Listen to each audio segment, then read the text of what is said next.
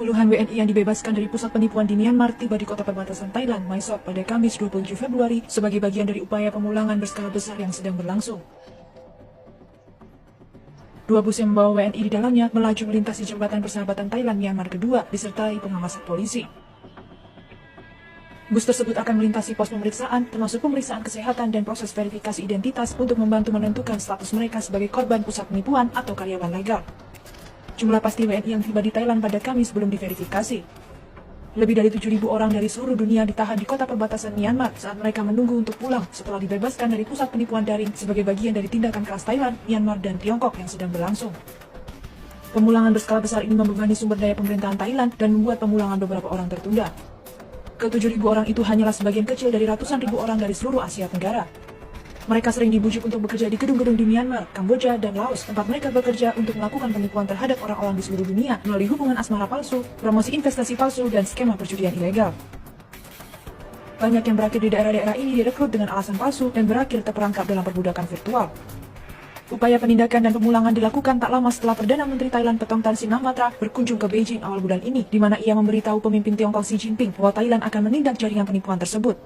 Tepat sebelum kunjungannya, Thailand memutus pasokan listrik, internet, dan gas ke beberapa daerah di Myanmar yang menjadi tempat pusat penipuan di sepanjang perbatasan dengan alasan keamanan nasional dan kerusakan yang diderita Thailand akibat operasi tersebut. Awal bulan ini sekitar 260 orang dari 20 negara berbeda, mulai dari Ethiopia hingga Brasil dan Filipina, menyeberang dari Myanmar ke tahanan Thailand sebagai bagian dari penindakan yang sedang berlangsung. Juru bicara Kementerian Pertahanan Thailand, Tanativ Sawangsang, mengatakan banyak dari mereka telah kembali ke negara asal mereka sejak saat itu, tetapi 140 orang masih berada di kamp militer Thailand sambil menunggu pemulangan. Kalau lu mau hidup, lu harus rekrut orang. Itu yang banyak orang juga tidak tahu gitu. Ada yang terpaksa merekrut demi agar istilahnya mereka tidak disiksa atau kehilangan nyawa lah.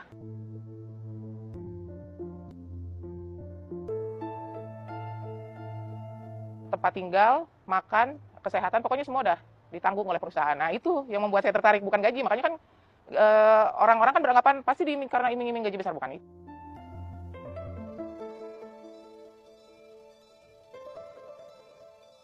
Yang pun dibawa ke negara konflik. Kalau kita tuh jadi jual ke Myanmar dan kita tuh kerja di perusahaan penipu.